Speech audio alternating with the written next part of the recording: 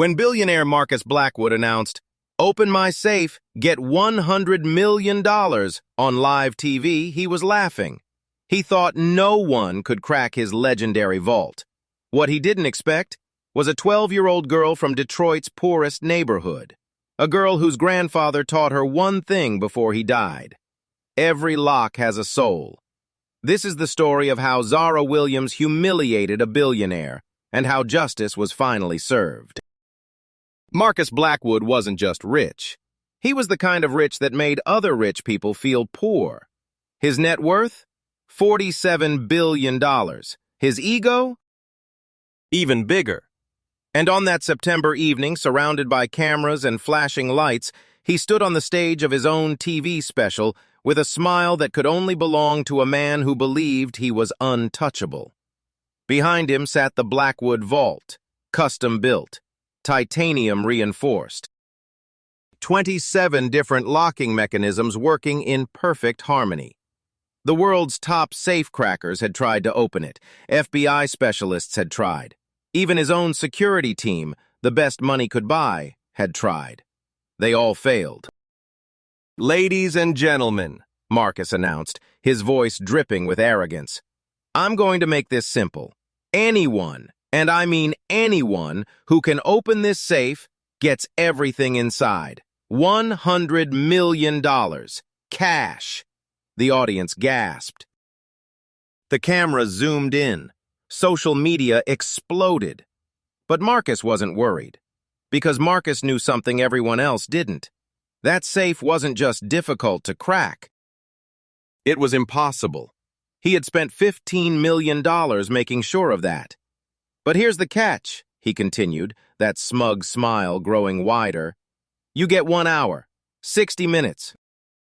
And if you fail," he paused for dramatic effect, "you leave with nothing, no second chances, no excuses."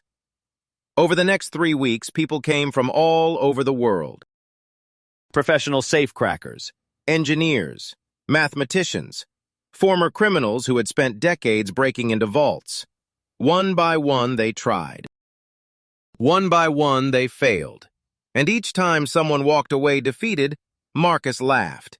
He laughed on TV. He laughed on social media. He posted videos mocking their attempts, calling them amateurs and dreamers.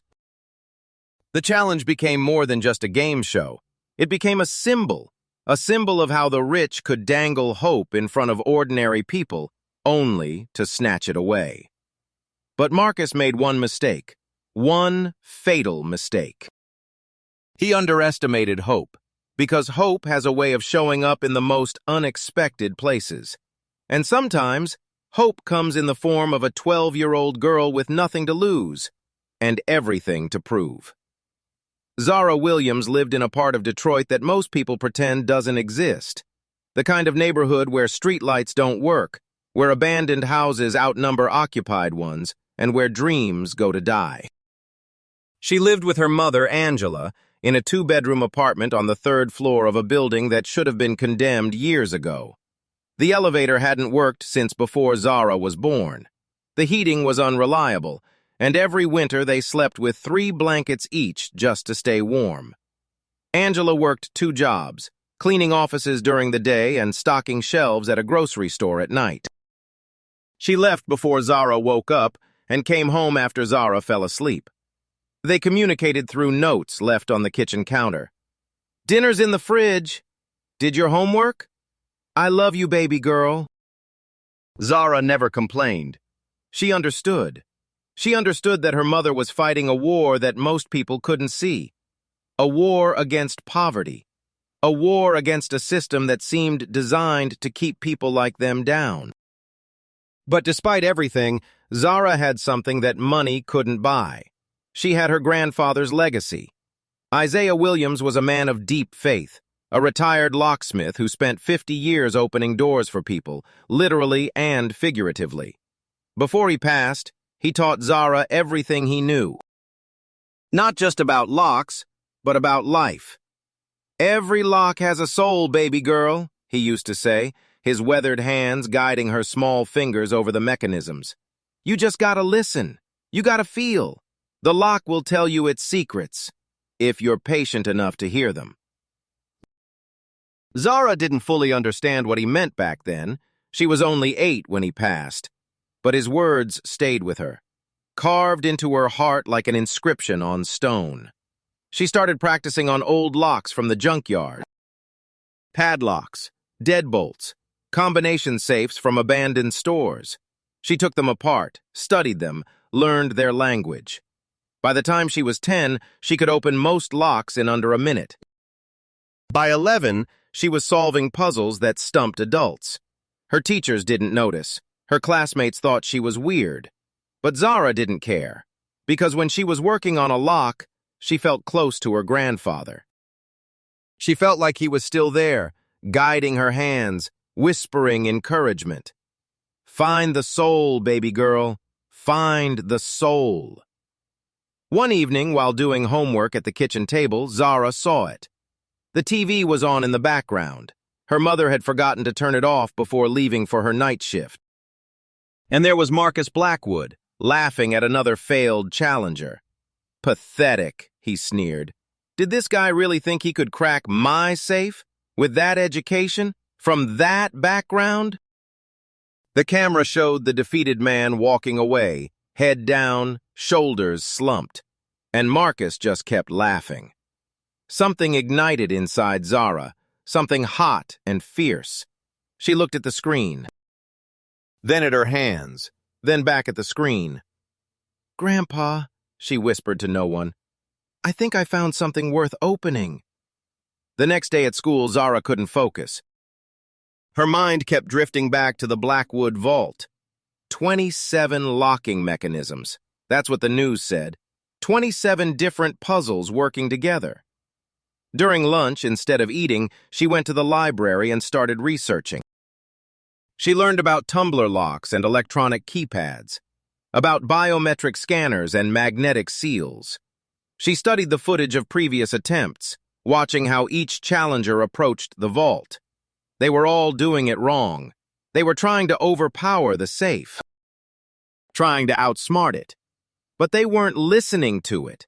They weren't feeling its soul. "What you looking at?" Zara nearly jumped out of her skin. Standing behind her was Mrs. Patterson, the school librarian. A kind woman in her 60s with gray hair and glasses that seemed too big for her face. "Nothing," Zara said quickly, trying to close the browser window. But Mrs. Patterson had already seen. "The Blackwood Challenge? You interested in that?" Zara hesitated, then nodded. Mrs. Patterson pulled up a chair and sat down.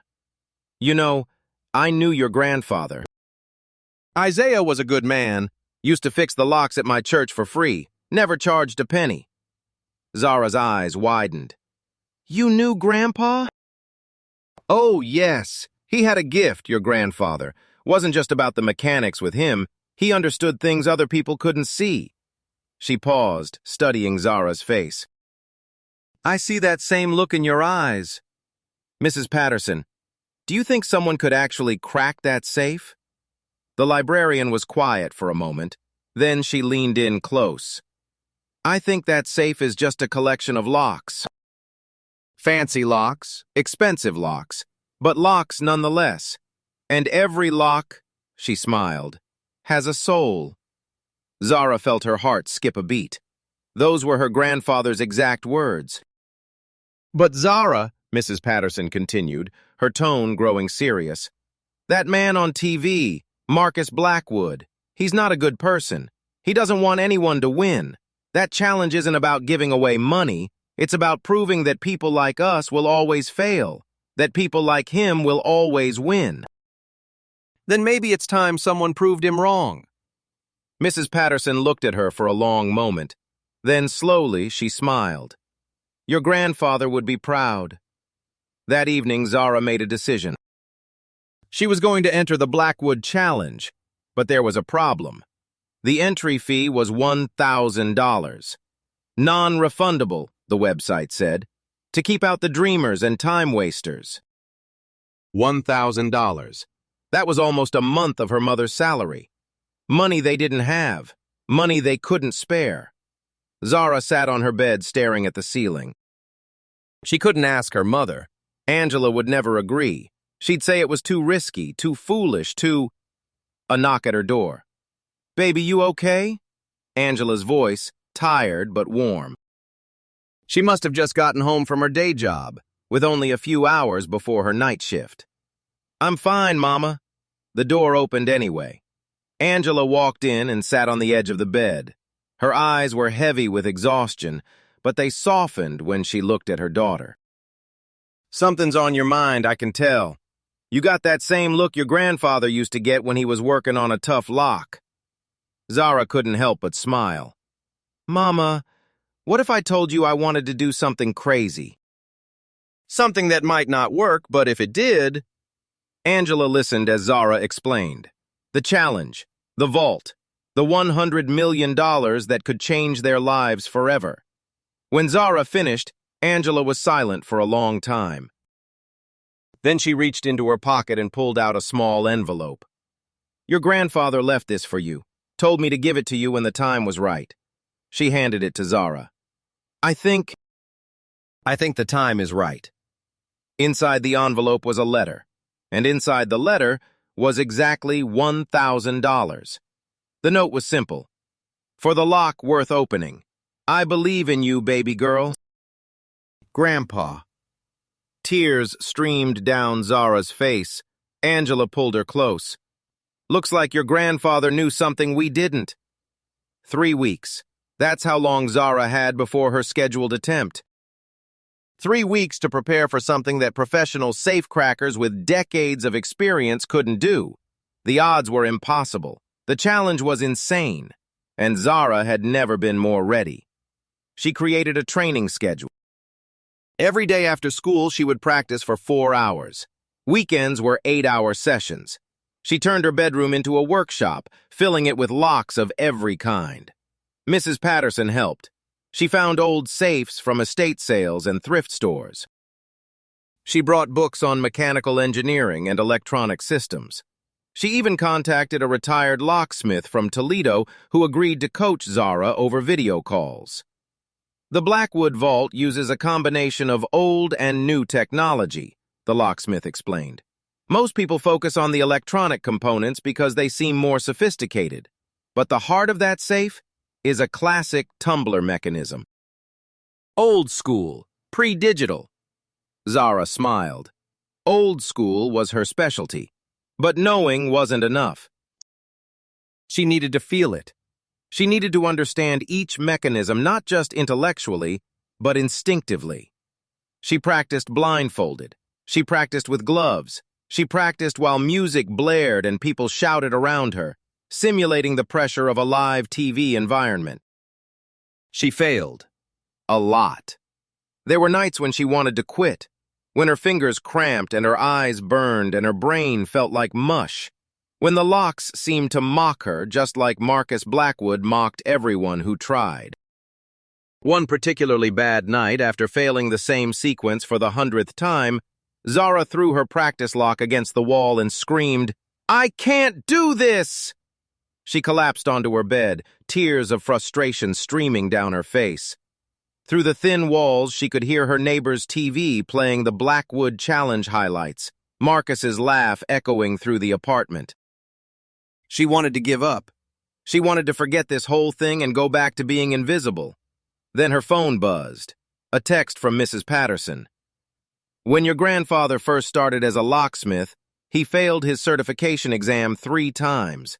He told me once that those failures taught him more than any success ever could. He said, 'The lock doesn't care how many times you fail. It only cares that you're still trying. Keep trying, Zara.'" Zara wiped her tears. She got up. She picked up the practice lock from where it had fallen, and she tried again. By the end of week 1, she could identify locking mechanisms by sound alone. By the end of week 2, she could feel the subtle variations in tumbler resistance that most people couldn't detect. By the end of week 3, she had developed something no one expected, her own technique. A hybrid approach that combined her grandfather's intuitive methods with modern analytical tools. She called it soul reading. The night before her attempt, Zara couldn't sleep.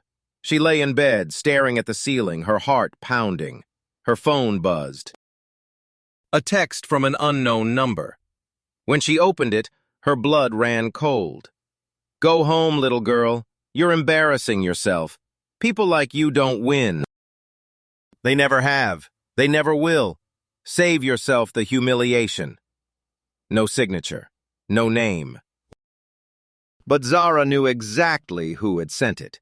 She should have been scared. She should have been intimidated. Instead, she smiled.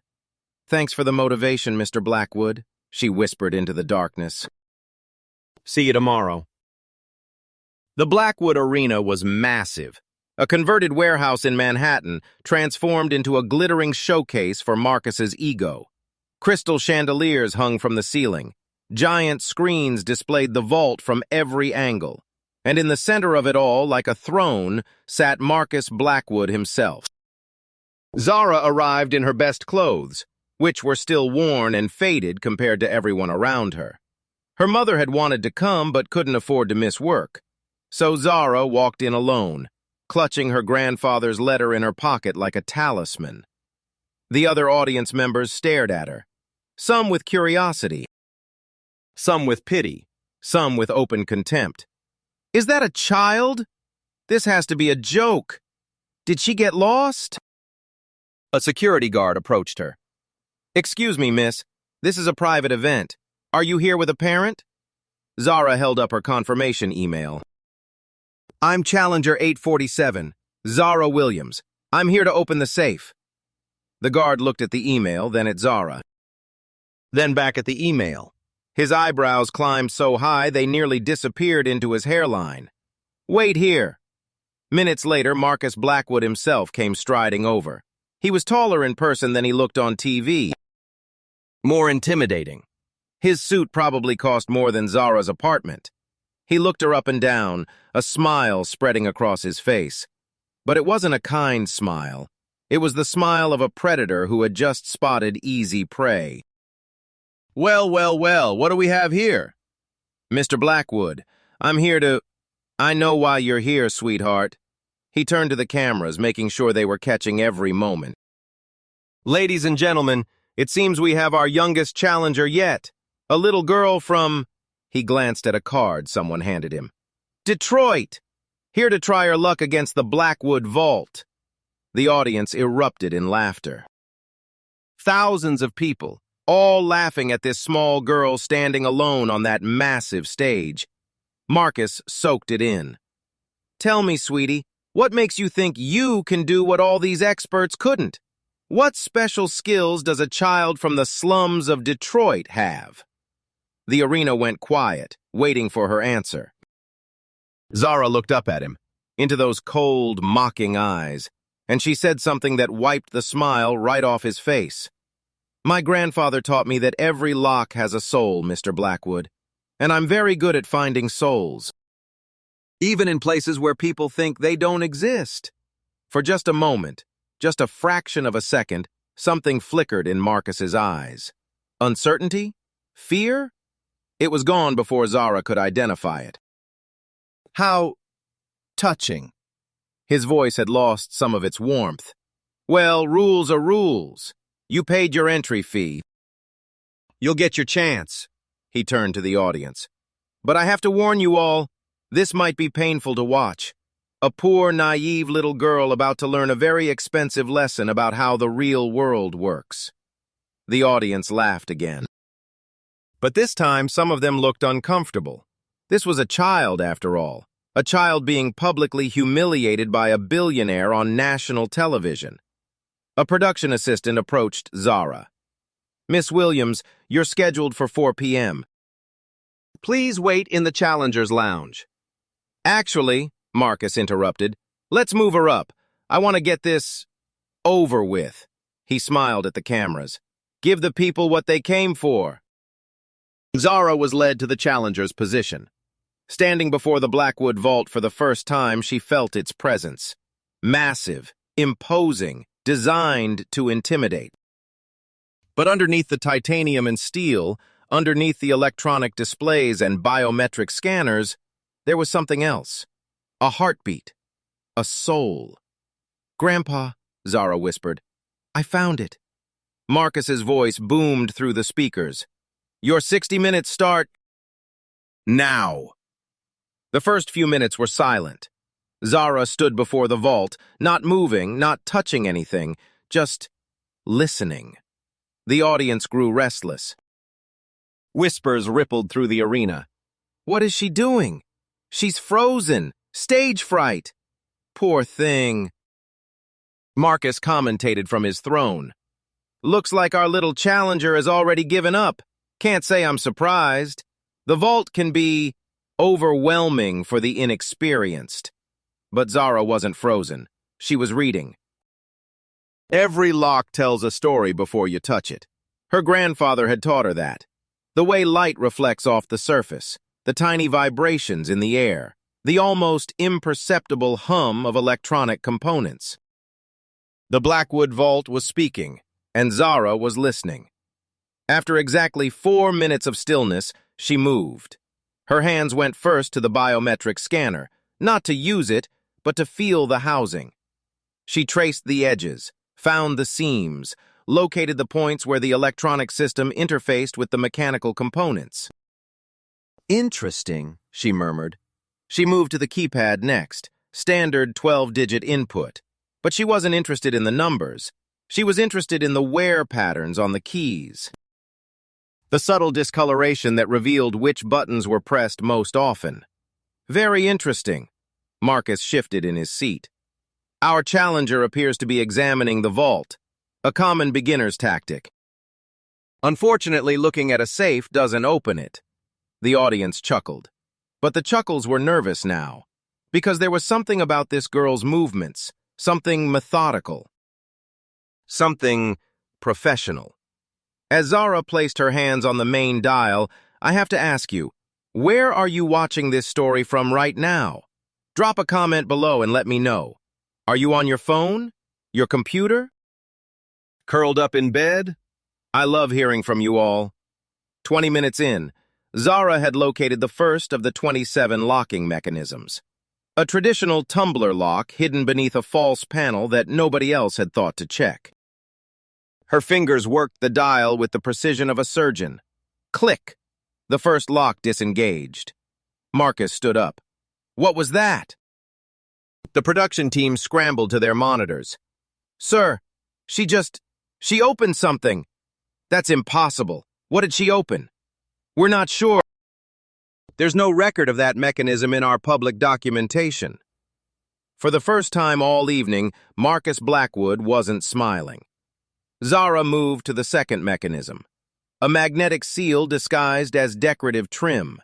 She pulled a small device from her pocket, something she had built herself from parts at the junkyard. It emitted a frequency that neutralized the magnetic field. Click! Second lockdown. The audience began to murmur, not with mockery now, but with something else. Excitement. Disbelief. Is she actually doing this? How is a kid... 35 minutes in. 14 locks disabled. 13 to go. Zara was sweating. Her hands were cramping. The electronic components were more sophisticated than she had anticipated, requiring adaptive techniques she had to invent on the spot. But she was still in control. Still listening. Still finding souls. Marcus was pacing now, his composure cracking. He pulled aside a security advisor. "This wasn't supposed to happen." "You said the safe was impossible." "It is impossible, sir. I don't understand how..." "Find out." 45 minutes in. 19 locks disabled. 8 to go. The audience was on their feet. People were cheering. Actually, cheering for this little girl from Detroit. But the hardest part was still ahead. The final 8 mechanisms were the most complex, the most unpredictable, and Zara was running out of time. 14 minutes left. Her grandfather's voice echoed in her memory. "Find the soul, baby girl. Find the soul." 51 minutes in. 3 locks remaining. But Zara had hit a wall. The 25th mechanism was unlike anything she had encountered. A rotating cipher system that changed its pattern every 30 seconds. No matter how quickly she worked, the solution kept shifting before she could implement it. She tried one approach, failed. Tried another. Failed. Tried a third. Failed. Her hands began to shake. Sweat dripped into her eyes.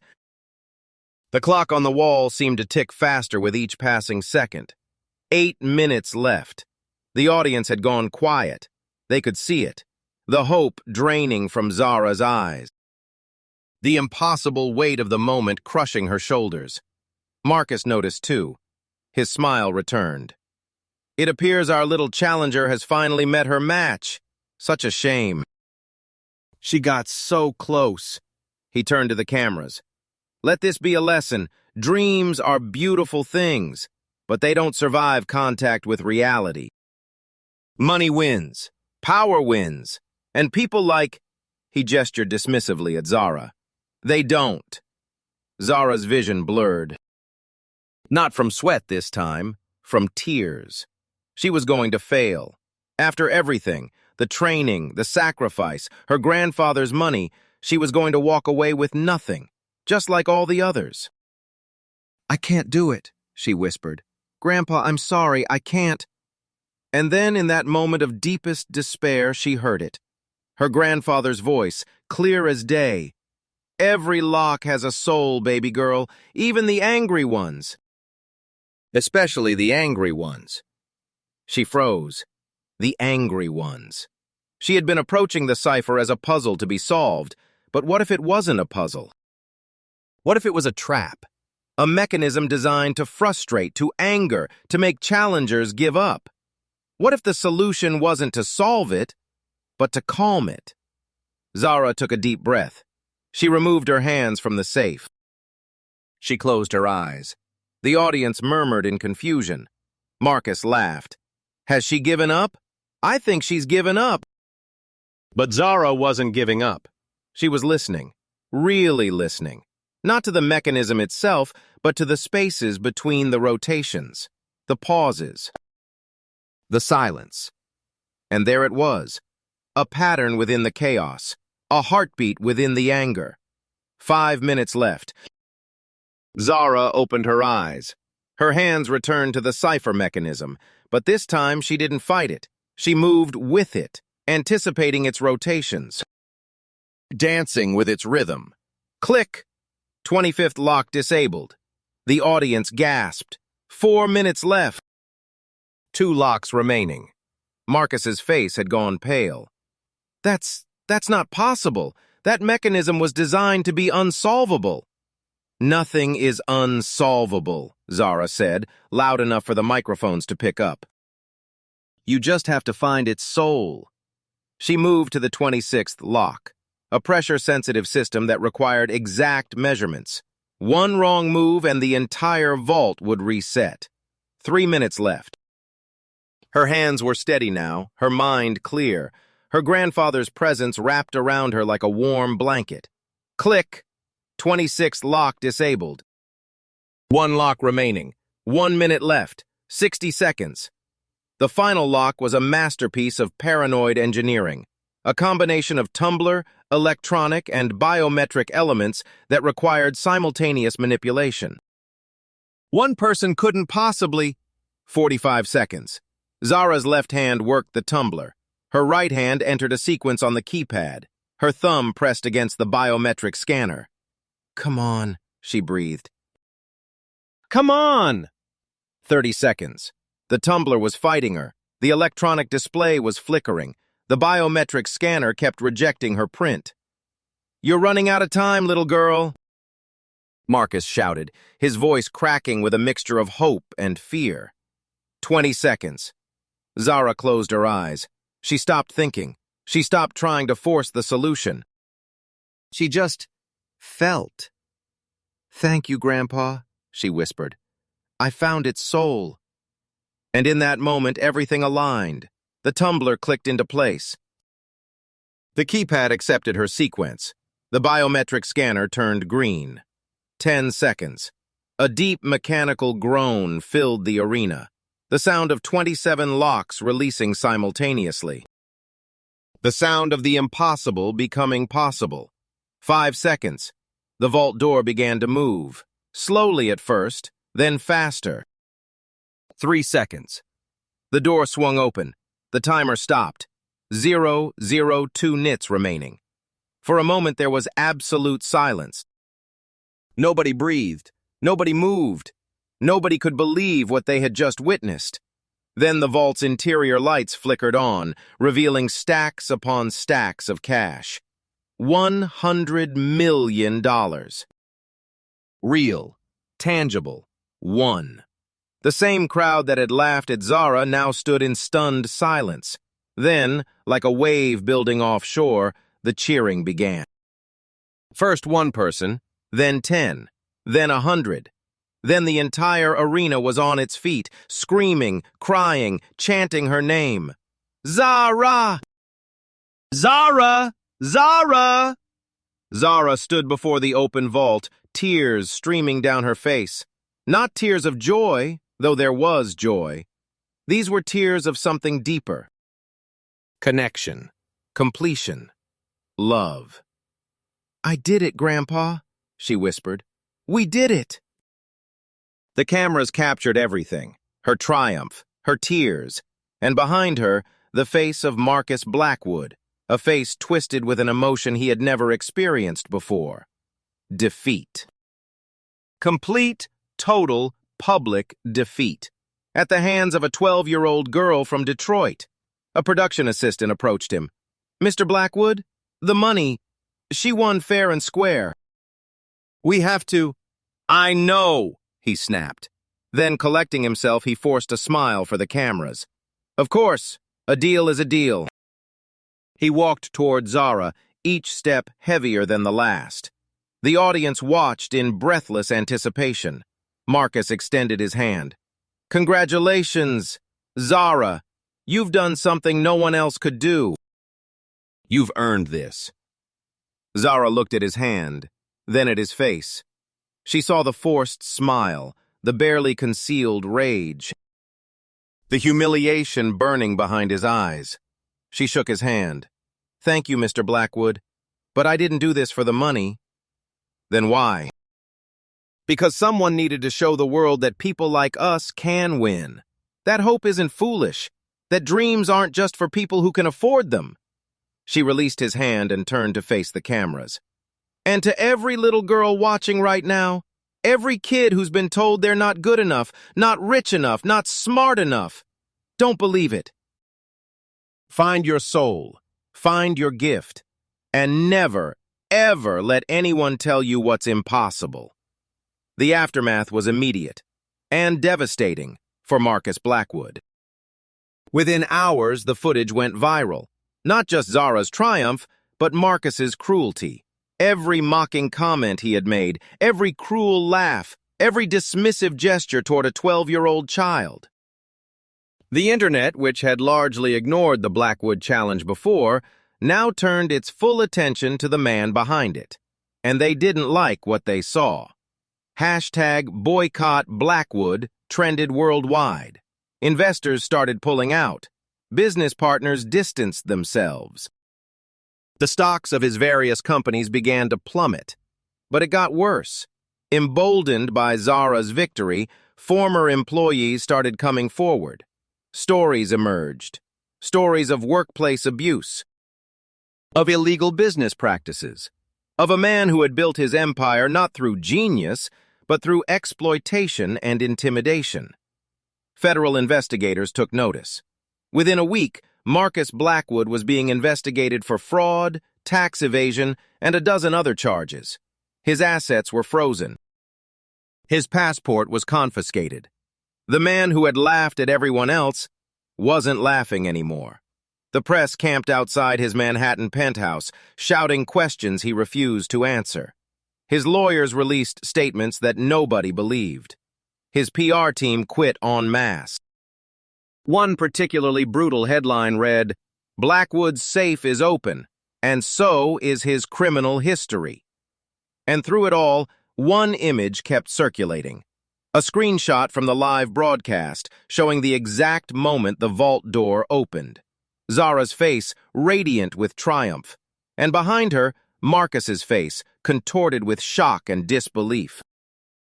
That image became a meme, a symbol, a reminder that arrogance and cruelty, no matter how protected by wealth, eventually face consequences. Former challengers who had been mocked by Marcus started sharing their own stories. The professional safecracker from Germany who had been called pathetic on national television. The engineer from Japan who had been told to go back to making rice cookers. The retired FBI specialist who had been mocked for her age.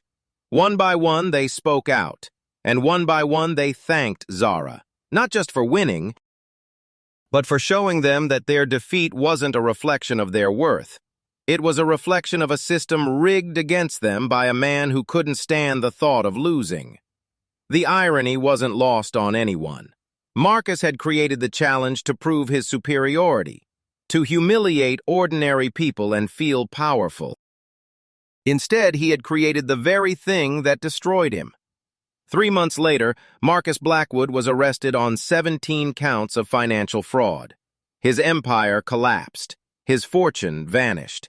The man who once had $47 billion couldn't afford his own legal defense. As he was led away in handcuffs, reporters shouted questions. "Mr. Blackwood, any comment on your arrest? Mr. Blackwood, do you regret the challenge?" He said nothing, but for just a moment his eyes found a camera, and in those eyes was something that almost looked like realization. He had lost everything, not because of bad luck, not because of conspiracy, but because he had underestimated a 12-year-old girl from Detroit who believed that every lock has a soul. Zara didn't keep all the money. The first thing she did was pay off her mother's debts. Every credit card, every medical bill, every past due utility notice. Angela Williams would never have to work 2 jobs again. The second thing she did was set up the Isaiah Williams Foundation, a non-profit organization dedicated to providing educational opportunities for children from underserved communities. Scholarships, mentorship programs, technical training. "My grandfather believed that everyone deserves a chance to find their gift," Zara explained at the foundation's launch. "This is my way of honoring that belief." She bought a new home for her family. Nothing extravagant, just a modest house in a safe neighborhood with a working elevator and reliable heating. Her mother cried when she saw it. "Baby girl, this is too much." "No, Mama, this is exactly right. This is what Grandpa would have wanted." Mrs. Patterson was hired as the foundation's first director. The retired locksmith from Toledo became a lead instructor. Former challengers who had been humiliated by Marcus volunteered their time and expertise. The crowd that had once laughed at Zara now celebrated her. But more importantly, they celebrated what she represented: hope, perseverance, and the belief that justice is always possible. And speaking of justice, let me be very clear about something. Justice was served in this story. The man who mocked a child, who built his fortune on cruelty and exploitation, who thought his money made him untouchable, learned that no amount of wealth can protect you from the consequences of your actions. Marcus Blackwood lost everything: his money, his reputation, his freedom. Justice was served. Some people might say Zara got lucky, that she was in the right place at the right time with the right skills. But luck had nothing to do with it. It was preparation, years of practice, guided by the memory of a grandfather who saw potential where others saw nothing. It was courage, the willingness to stand in front of millions of people and face ridicule for the chance to prove something important. It was faith, belief in something bigger than herself, belief that good can triumph over evil, that the meek can overcome the powerful, that justice isn't just a word, it's a promise. 1 year after the challenge, Zara gave an interview. The reporter asked her what advice she would give to young people facing impossible odds. Zara thought for a moment. Then she smiled. The same smile her grandfather used to have when he was about to share something important. My grandfather taught me that every lock has a soul. What he really meant was that every problem has a solution. Every obstacle has a weakness. Every bully has a fear. The hard part isn't finding it. The hard part is believing that you're the one who can find it. She paused. So my advice? Believe. Even when nobody else does. Especially when nobody else does. Because sometimes, the impossible is just the possible waiting for someone brave enough to try. The reporter nodded. And if you could say anything to Marcus Blackwood right now? Zara's smile faded. For a moment, she was quiet. Then, I would tell him that I forgive him, not because he deserves it, but because holding on to anger is like holding on to a lock that doesn't want to open. Sometimes you have to let go to move forward. She looked directly into the camera. And I would remind him that even now, even after everything, his soul isn't beyond finding, if he's willing to look. Today, Zara Williams is 17 years old. She's finishing high school with honors. She's been accepted to MIT on a full scholarship. And she's already opened 3 more impossible safes, not for money, but for charity. Her foundation has helped over 10,000 children find their own gifts. Former mechanics, future engineers, artists, scientists, dreamers who were told their dreams didn't matter. The house where she grew up in Detroit is now a community center, the Isaiah Williams Center for Youth Development. Kids go there after school to learn, to create, to discover that their circumstances don't define their destiny. Angela Williams retired from both her jobs. She now volunteers at the center, helping parents who are where she used to be, overwhelmed, exhausted, but still fighting. My daughter taught me something, Angela said in a recent interview. She taught me that the biggest lock isn't on any safe. It's in our minds. The belief that we can't, that we shouldn't even try. Zara showed me how to open that lock, and once it's open, everything changes. As for the Blackwood Vault, it sits in a museum now. A monument to hubris. A reminder that no matter how much money you have, you can't buy respect. You can't buy legacy. You can't buy a soul. Visitors stand before it every day, taking pictures, reading the plaque that tells Zara's story. Children press their hands against the glass and dream about what impossible things they might accomplish. And somewhere in Detroit, in a modest house with a working elevator and reliable heating, a young woman sits at her desk, studying for her engineering finals, a picture of her grandfather smiling down from the wall. If this story touched your heart, let me know in the comments. Where are you watching from? What's your impossible dream? And if you haven't already, make sure to subscribe and hit that notification bell so you never miss another story. Because this channel, this is where we share stories like Zara's, stories of courage, stories of hope, stories of ordinary people doing extraordinary things, stories that prove beyond any doubt that every lock has a soul. Thank you for watching. Thank you for listening. And remember, the impossible is just the possible waiting for someone brave enough to try. See you in the next one.